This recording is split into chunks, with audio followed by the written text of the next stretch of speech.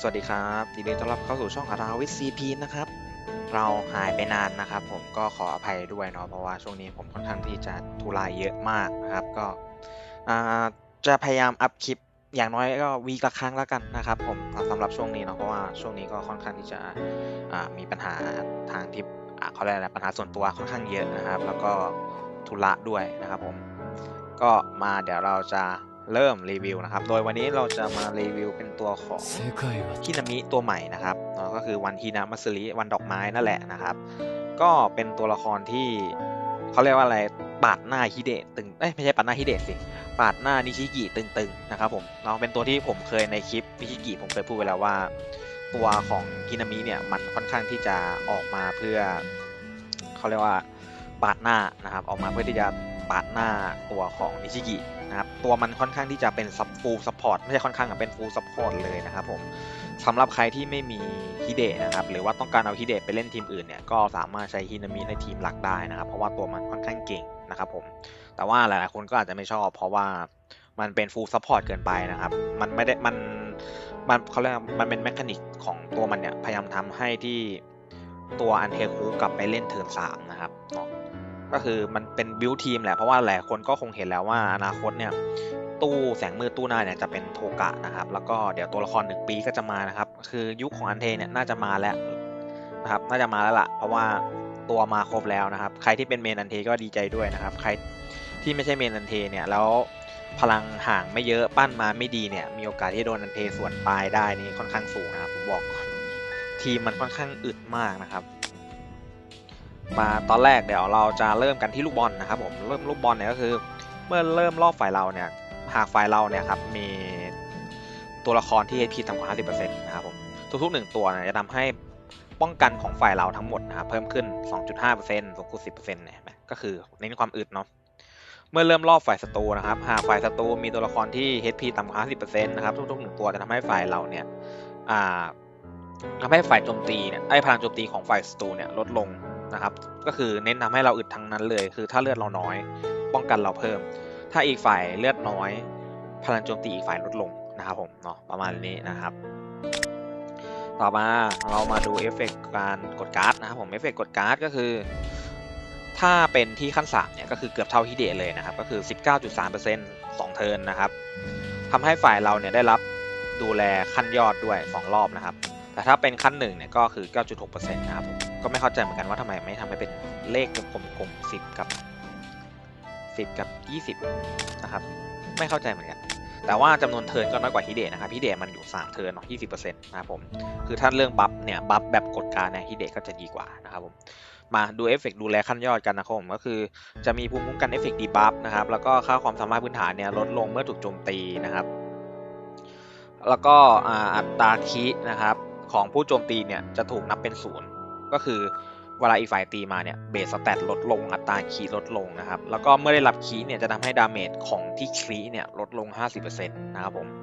ก็คือตัวมันเนี่ยเน้นอึดเลยนะครับผมคือความสามารถนี้เนี่ยถ้าเป็น6ดาวเนาะถ้าเป็น6ดาวขึ้นไปเนี่ยมันก็จะได้ใช้ขั้น1ตั้งแต่เริ่มเทิร์นเนาะครับเพราะว่าความสามารถของฮินามิเนี่ยสามารถเสกเลเวลขั้น1ให้เราได้เลยนะครับผมมาดูแพสซีฟกันเริ่มที่0ดาวนะครับเมื่อเริ่มรอบฝ่ายเรานะครับทำให้ฝ่ายเราเนี่ยสร้างดาเมจเพิ่มขึ้น 10% ครับ1เทิร์นหาก HP ของตัวฮินามิเต็มเนี่ยครับจะทำให้เลเวลสกิลของตัวละครที่พลังโจมตีสูงสุดนะครับเพิ่มขึ้นแล้วก็มอบเอฟเฟกต์เนี่ยที่มอบเอฟเฟกต์ดาเมจสกิลแอคทีฟนะเพิ่มขึ้น 20% แล้วก็ที่ไม่ใช่สกิลแอคทีฟเนี่ยเพิ่มขึ้น 40% 1เทิร์นนะครับผมก็คือเทิร์นแรกเนี่ยยังสามารถทำดาเมจได้อยู่สำหรับตัวละครอันเทคุนะครับก็ถ้าเปิดก่อนเนี่ยตัวละครฮินามิจะค่อนข้างที่จะดีมากนะครับเพราะว่าสามารถอัพเลเวลสกิลให้ตัวพลังโจมตีสูงสุดได้นะครับซึ่งในตอนนี้เนี่ยก็คงจะเป็นโทกะเนาะโทกะตัวของปีใหม่ไม่ก็โทกะเฟรมวิงนะครับก็ต้องไปหาทางทำให้ตัวโทกะปีใหม่เนี่ยพลังโจมตีเยอะกว่าตัวเฟรมวิงเนาะต่อไปนะครับเอฟเฟกต์1ดาวนะครับเนี่ยที่ผมบอกเนาะก็คือเมื่อเริ่มการต่อสู้เนี่ยฮินามิจะบัฟขั้น1ให้ตัวเองทั้งทีมทันทีนะครับทำให้ค่าความสามารถพื้นฐานของตัวละครไฟเทคูเนี่ยเพิ่มขึ้นด้วย 20% นะครับผมก็คือไม่คิดรวมกันกับที่บัฟเนาะที่บัฟก็คือบัฟนะครับ บัฟก็คือได้บัฟปกติแต่ว่านี้มันเพิ่มต่างหากนะครับก็คือ 20% นะครับผมแล้วก็อัตรารื้อฟื้นจะไม่สามารถถูกลดต่ำกว่าค่าพื้นฐานได้นะครับผมแล้วก็เมื่อเริ่มรอบฝ่ายศัตรูจะทำให้ตัวเองตัวฮินามิเนี่ยได้รับเติบโต3ครั้งนะครับเมื่อเอฟเฟกต์เติบโตถึง3ครั้งเนี่ยแล้วก็หรือนะครับผมเมื่อตัวฮินามิตายนะครับจะทำให้ฝ่ายเราได้รับคุ้มครองก็คือพูดง่ายๆก็คือว่า3เทิร์นอีกฝ่าย3เทิร์นจะได้รับคุ้มครองหรือตัวฮินามิล่วงไปก่อนก็จะได้เพื่อนก็จะรับคุ้มครองนะครับผมมาดูกันเติบโตก็คือเพิ่มการป้องกันนะครับ 8% อัตราบล็อก 8% นะครับสูงสุดก็คือ3สแต็กเนาะก็คือ 24% นะครับผมส่วนคุ้มครองก็คือเพิ่มออสแต็ก 6% ขณะที่มีเอฟเฟกต์นี้นะครับจำนวนตำแหน่งลงมือฝ่ายเราเนี่ยจะไม่ลดต่ำกว่า3เนาะก็คือถ้ามีคุ้มครองอยู่บนหัวทีมเราเนี่ยการ์ดก็จะไม่ลด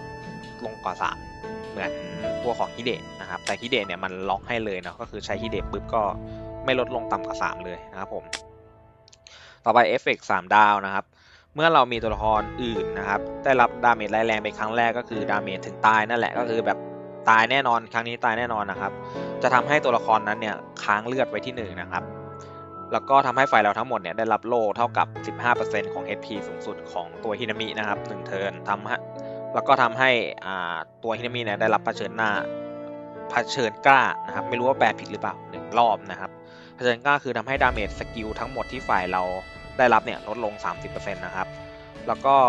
เมื่อตัวละครฝ่ายเราได้รับดาเมจเนี่ยตัวฮินามิเนี่ยจะรับแทน 80% เลยนะครับผมก็คือคล้ายๆฮิเดะนะครับคือจากที่ความสามารถที่เราอ่านจะสังเกตได้ว่าตัวมันคล้ายๆฮิเดะเนาะแต่ฮิเดะเนี่ยมันจะมีในเรื่องของทำให้เพื่อนตีเพิ่มแล้วก็ตายแทนนะครับแต่ว่าของฮินามิเนี่ยจะเน้นเป็นในเรื่องของการป้องกันนะครับแล้วก็ยื้อเพื่อที่จะให้บัฟออสแตทมาเนาะทำให้เพื่อนเก่งในเทิร์นหลังๆนะครับผมไม่ใช่ในเทิร์นแรกๆเทิร์น1ยังเก่งอยู่จากบัฟ0ดาวแต่ว่าเทิร์น2เนี่ยมันจะดรอปลงมานิดนึงนะครับแต่ว่าความอึดก็จะเพิ่มขึ้นเนาะโดยสิ่งที่อัพดาวเนี่ยที่จำเป็นสำคัญก็คือมีในเรื่องของอันนี้นะครับก็คือตัวของฮินามิเนี่ยจะกันหลุมดำทั้งเกมนะครับไม่ใช่กันแค่เทิร์นเดียวเนาะกันทั้งเกมแต่ว่าตัวมันก็ส่วนใหญ่เวลากันติดหลุมดำก็จะติดแค่2เทิร์นนึกออกไหมหรือไม่ก็เวลาตัวหลังลงมาแล้วติดหลุมดำซึ่งโอกาสที่มันเขาเรียกอะไรนะมันไม่ได้ต่างกับการที่ป้องกันในเทิร์นแรกสักเท่าไหร่นะครับผมสำหรับการหลุมดำเนาะเพราะว่าตัวฮินามิเนี่ยมันใช้การ์ดฟรีอยู่แล้วในเทิร์นแรกนะครับไม่ใช่ใช้การ์ดสิใช้แอคทีฟฟรีไม่จำเป็นต้องกดการ์ดเนาะเราเลยไม่จำเป็นต้องกดการ์ดฮินามิในเทิร์นแรกนะครับส่วนอันอื่นเนี่ยจะเป็นในเรื่องของบัฟอันเทนะครับก็คืออันนี้ก็คือการอัตราการฟื้นฟูนะครับจะไม่สามารถลดลงต่ำกว่าค่าพื้นฐานได้นะครับแล้วก็อันนี้นะครับการโจมตีของอันเทคุนะครับเพิ่มขึ้น 5% นะครับแล้วก็มีอะไรอีกไหมมีคีดาเมจนะครับให้ตัวละครอันเทคุนะครับ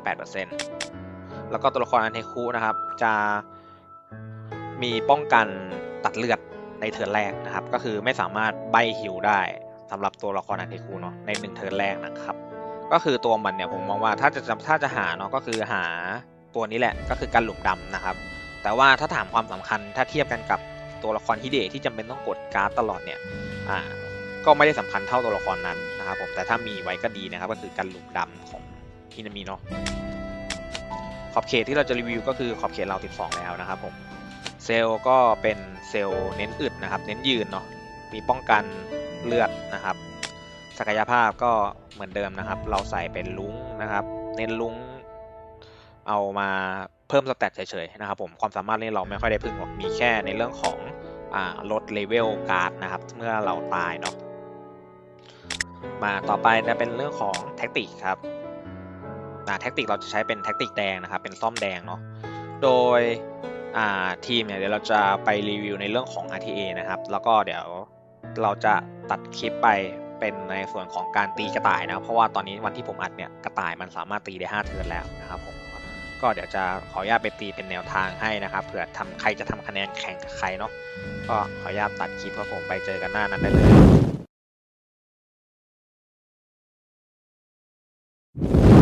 ก็มาอยู่ในหน้าตีกระต่ายนะครับผมบอสตีกระต่ายเนาะก็ ทีมที่ใช้นะครับคือด้วยความที่ฮินามิมันเป็นตัวบัฟเนาะเราจำเป็นต้องใช้ตัวดาเมจตัวอื่นเพื่อทำคะแนนนะครับซึ่งทำให้ครั้งนี้เนี่ยคะแนนมันไม่ค่อยเยอะนะครับโดยทีมที่เราใช้เราจะเลือกใช้เป็น RO นะครับส่วนใครจะใช้ CCG ก็ได้นะครับ CCG เนี่ยต้องมีอาร์มอนเขียวเนาะหรือก็อาริมะเขียวนะครับแล้วก็ปามีดเนาะก็คืออาร์มอนเขียวอาริมะเขียวปามีดนะครับแต่ถ้าเป็นอันเทคุนะครับอันเทคุเนี่ยก็คิดว่านะครับยังไม่ได้ลองอันเทคูเนาะแต่ว่าฮูกเขียวเนี่ยใช้ได้ดีเลยเพราะว่าบอสเนี่ยมันเป็นสีฟ้านะครับแล้วก็ฮูกเขียวมันตีบ่อยเนาะจะทำให้ดาเมจได้แรงนะครับมีฮูกเขียวมีตัวของโทกะพลุแล้วก็น่าคิดว่าอีกตัวหนึ่งน่าจะเป็นโทกะปีใหม่นะครับผมเนาะประมาณนี้นะครับผม3ตัวนะมาเราไปเทสกันเลยดีกว่านะครับผม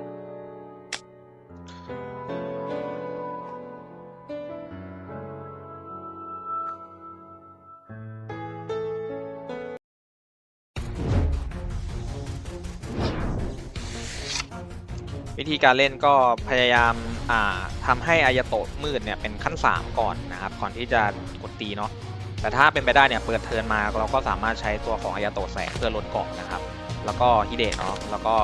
โตะเขียวนะครับแล้วก็ตัวนี้เนี่ยมันเป็นขั้น2เนาะเราสามารถใช้ได้เลยเพราะว่ามันจะเป็นขั้น3อยู่แล้วโตะแสงเนี่ยพยายามเจาะเกาะ2เทิร์นนะเพราะว่ามันอยู่ได้2เทิร์นเนาะให้เฟกเจาะเกาะ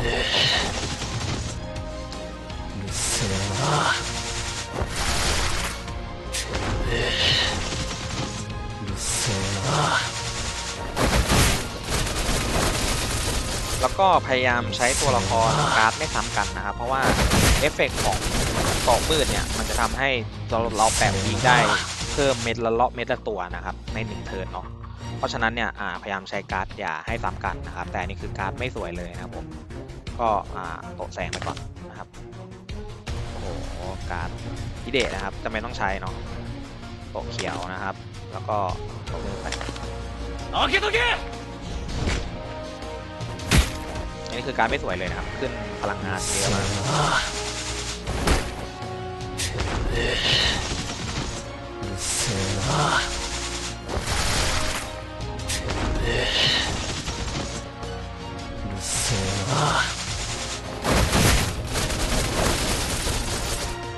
จะได้สังเกตว่าได้เม็ดวี2เม็ดเลยนะก็คือจากการที่เราติดเบิร์ด1เม็ดนะครับแล้วก็ความสามารถของอายาโตะมืดติดอายาโตะมืดอีก1เม็ดนะครับโตะแสงไปโอ้โหไม่ขึ้นเลยฮิเดะตอนนี้ขึ้นการ์ดไม่สวยเลยครับโตะแสงเต็มมือ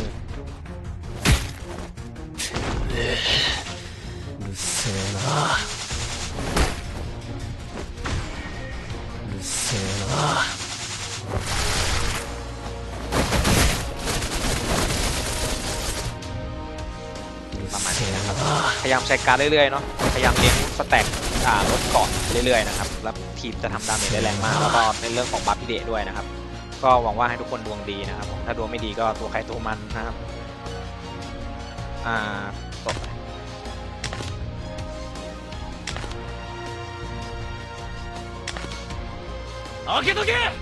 แสงเต็มมือฮัลโหลเป็นตัวที่หลายๆคนก็บ่นกันนะครับจะบ้านโตบ้านเล็กก็บ่นนะครับโตแสงขึ้นมาทำอะไรขนาดนั้น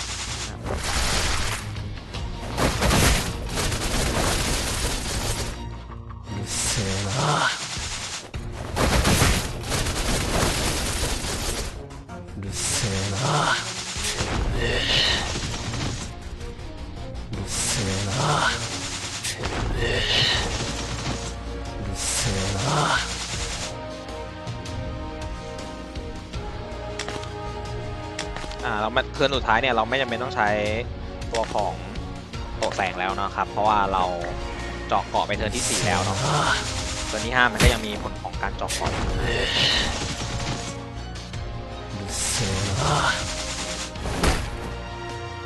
ประมาณนี้นะครับสำหรับใครที่เอาเป็นเมนอาโอถือว่าเมนอาโอเนี่ยคนเล่นก็ค่อนข้างเยอะก็ใช้อาโอตีไปเลยกัน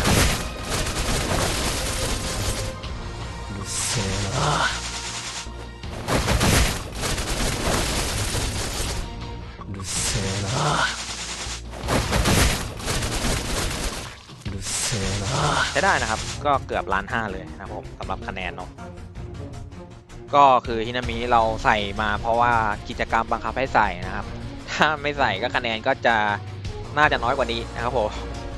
แต่คือปริมาณดาเมจที่สร้างเนี่ยจะสังเกตได้ว่ามันก็มาจาก RO ล้วนๆเลยเนาะก็คือ1,46,000นะครับแล้วก็ HP ที่เหลือนะครับของตัวละครฮินามินะครับคือเลือดเต็มไม่ได้ใช้เลยมันไม่ได้โดนตีนะครับก็265นะครับคือแมคานิกเนี่ยผมมองว่าจริงๆแล้วตอนก่อนจบเทิร์นเขาเรียกนะก่อนจบเทิร์น5เนี่ยถ้ามีการบัฟสเตตที่เป็นเพิ่ม HP นะครับก็ตรงนี้เนี่ยอาจจะได้คะแนนเพิ่มนะครับถ้าเป็นอย่างนั้นเนี่ยทีมอันเทคุก็อาจจะได้คะแนนมากกว่านี้ก็ได้นะครับผมเนาะลองไป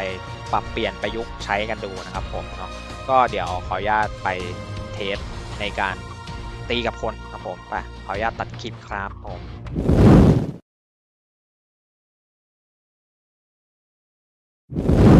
ก็มาอยู่ในหน้าจัดทีมนะครับผมก็คือตัวทีมที่เราใช้เนี่ยเราจะใช้เป็นทีมนี้เนาะก็คือ3ซัพพอร์ตเลยนะครับผมแล้วก็เฟรมวิงเอามาแจกบัฟนะครับแบบบัฟอึดเนาะแล้วก็ตัวของโทกะนะครับโทกะปีใหม่นะครับผมตอนนี้เนี่ยสังเกตว่าโทกะปีใหม่เนี่ยพลังโจมตีเยอะกว่าเฟรมวิงเนาะเพราะว่าเราไม่ได้ใส่ตัวห้อยเฟรมวิงนะครับคือเราสามารถใส่ตัวห้อยเฟรมวิงได้แหละแต่ว่าถ้าใส่แล้วเนี่ยไม่รู้ว่าถ้าพลังของเฟรมถ้าพลังโจมตีของเฟรมวิงเยอะกว่าแน่นอนแหละว่ามันจะอัพให้ตัวของฮินามิเนี่ยบัฟเฟรมวิงนะครับผมเนาะเราก็เลยเลือกที่จะไม่ใส่นะครับความจริงแล้วเนี่ยเราสามารถใส่ได้นะเพราะเราก็เอาโทกะเนี่ยให้ห้อยตัวที่พลังเยอะๆนะครับแล้วก็เฟรมวิงเนี่ยห้อยตัวที่พลังน้อยกว่าเนาะแล้วก็พยายามให้พลังโจมตีเนี่ยมันน้อยกว่านะครับแต่ว่าอันนี้เราจะใช้ห้อยตัวดูเนาะเพื่อที่จะเทสนะครับดาเมจเนาะว่าบางคนกลัวว่าถ้าเล่นซัพพอร์ต3ตัวหรือ4ตัวเนี่ยตัวของเฟรมวิงขออภัยครับตัวของอันเทเนี่ยดาเมจมันจะไหวไหมนะครับผมโดยเรามาเทสกับไอเดียองชายเหมือนเดิมนะครับผมก็ขอความกรุณานะฮะมาเทสกันเนสด้วยนะครับผม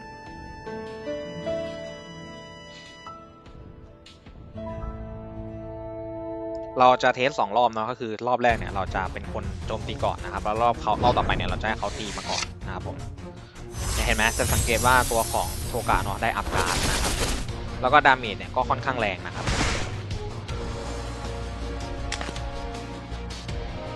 อันนี้คือการไม่สวยนะครับแต่ว่าไม่เป็นไรเนาะใช้โทกะก็ได้นะครับแล้วก็โอเคโทกะมาใบหนึ่งพอดีนะครับ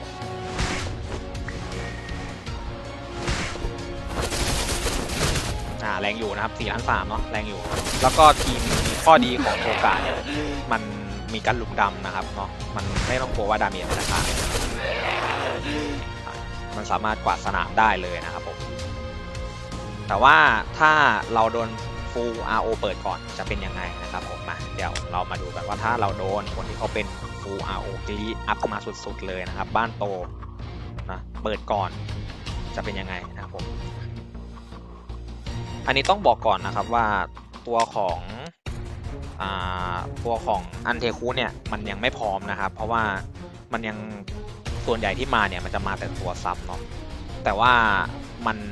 ยังไม่พร้อมที่จะลุยเมตาหนักๆขนาดนั้นนะครับผมมันเป็นตัวที่ทำมาเผื่อแล้วแต่ส่วนตัวมองว่าฮินามิเนี่ยมีโอกาส 50-50 นะครับที่จะโดนแทนตัวในอนาคตหรือไม่โดนแทนเนาะไม่รู้ว่าตัวโทกะแสงมืดที่มาเนี่ยมันจะ Impact ต่อเกมขนาดไหนนะครับเพราะฉะนั้นเนี่ยฮินามิเนี่ยมันเป็นข้อเสียอย่างหนึ่งนะครับก็คือตรงในเรื่องของถ้ามันมาอย่างนี้มันจะส่งผลให้เราไม่รู้ว่าจะลงทุนกับฮินามิดีไหมนะนึกออกไหมเราไม่รู้ว่าจะลงทุนดีไหม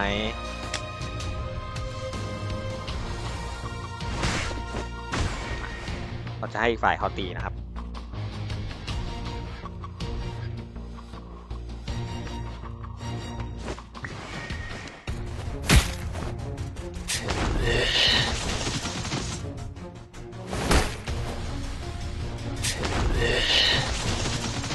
โล่หนามากนะครับโล่หนามาก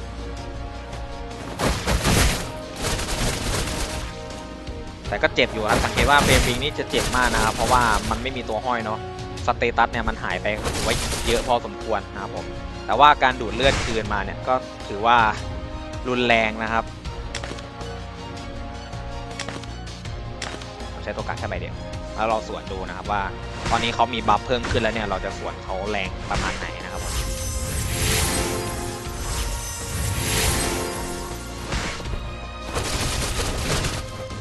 5,300,000นะครับเมื่อกี้เรา4,700,000เนาะเทิร์นแรก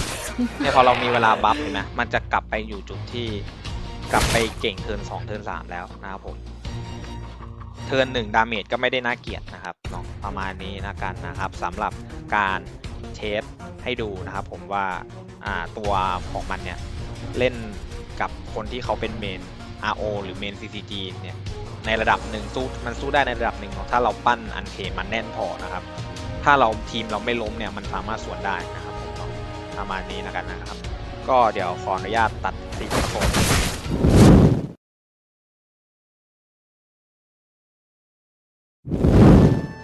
ก็มาสรุปตัวละครกันนะครับก็คือตัวละครฮินามิเนี่ยถามว่าเก่งไหม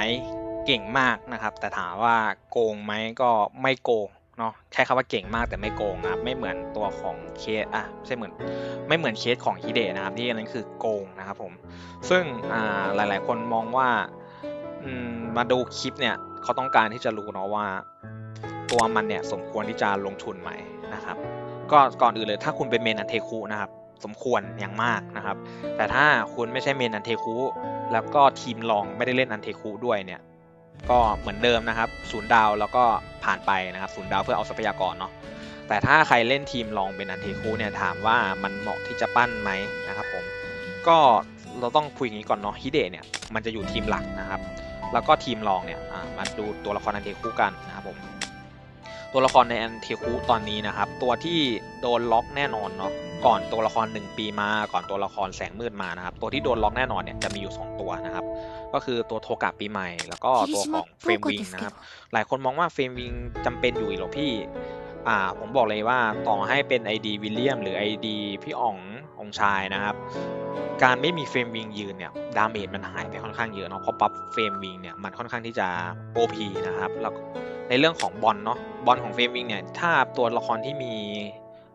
ชามเนี่ยก็คือบัฟยูยูเนี่ยโดนดาเมจยิ่งโดนดาเมจมากเท่าไหร่ทีมยิ่งทำดาเมจได้เยอะขึ้นเท่านั้นนะครับผมมันค่อนข้างที่จะจำเป็นนะครับแล้วก็อีกอย่างหนึ่งตัวของชามเนี่ยมันสามารถเล่นกับแมคานิกของตัวละครโทกะใหม่ได้ก็คือโทกะใหม่เนี่ยจะมีอมตะ2เทิร์นแรกนะครับมันสามารถทำให้ตัวของยูยูเนี่ยไปติดตัวที่มีอมตะได้แล้วก็จะสามารถดึงการโจมตีไปได้นะครับแล้วก็ในเรื่องของตัวละครถ้าจำไม่ผิดเนี่ยตัวละครแสงมืดนะครับตัวใหม่ก็คือโทกะเนี่ยจะมีความสามารถ